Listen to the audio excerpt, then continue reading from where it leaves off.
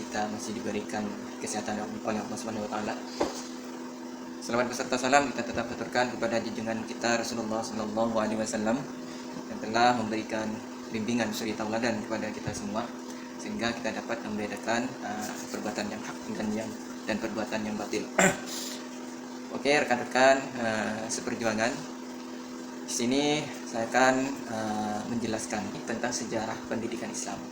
Sebenarnya banyak kalau kita akan membahas tentang sejarah pendidikan Islam di dunia Islam, dari Nabi Muhammad, terus juga dinasti Umayyah, terus dinasti Abbasiyah, terus Murabitun, Wahidun, terus juga Syafawiyah, terus dan yang lain sampai sekarang. Itu sebenarnya banyak dan luar biasa, dan komponen-komponennya itu juga luar biasa, karena sejarah itu bukan hanya hubungannya dengan yang formalitas saja.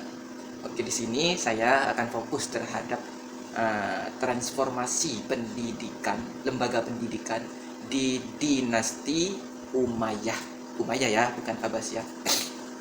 Jadi di sini ada transformasi kelembagaan, yang mana transformasi itu selalu berkembang dan dinamis dan progresif ya sebenarnya.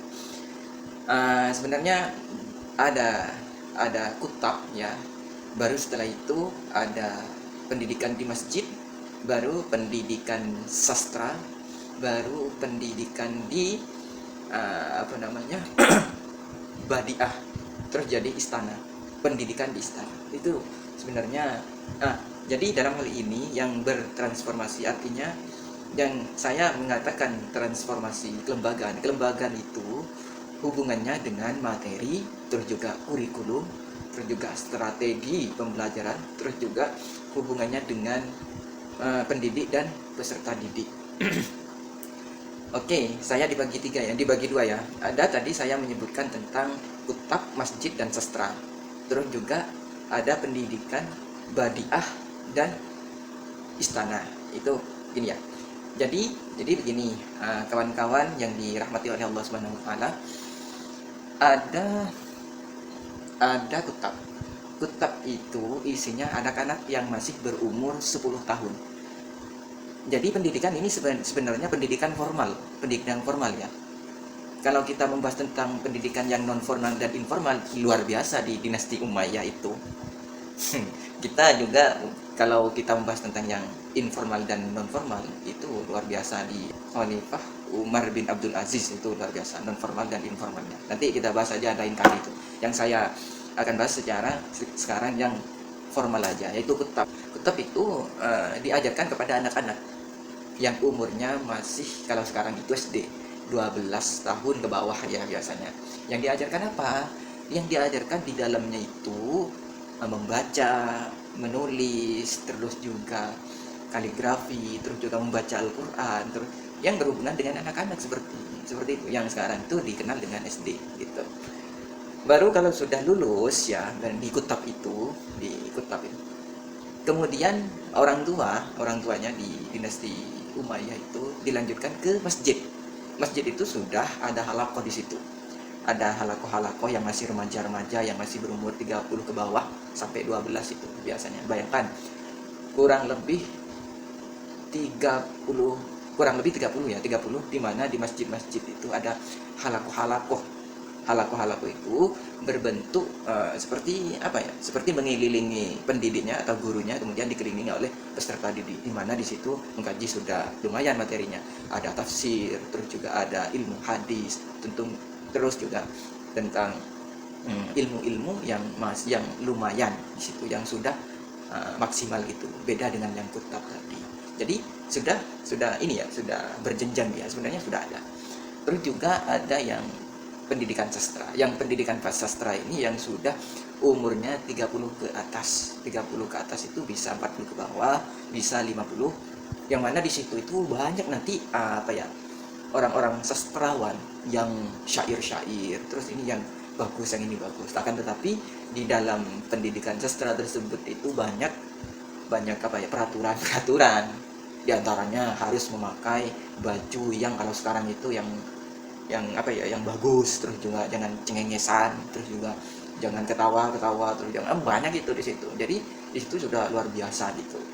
Jadi memang ini mulai dari apa, kutab, terus masjid, terus ada juga pendidikan di situ, pendidikan di istana. Ini memang khusus apa ya, khusus bagi anak-anak raja. Di antaranya ialah memanah gitu kan. Anak raja kan biasanya memanah itu, bisa memanah, terus juga berperang gitu kan.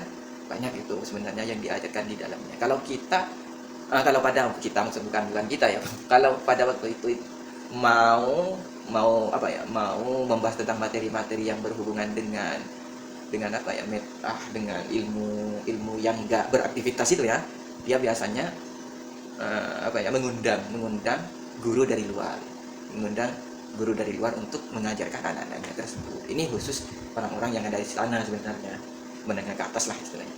Terus juga ada pendidikan badiah. Badiah itu dilihat dari segi bahasanya Badui. Jadi pendidikan ini hanya ada di Badui.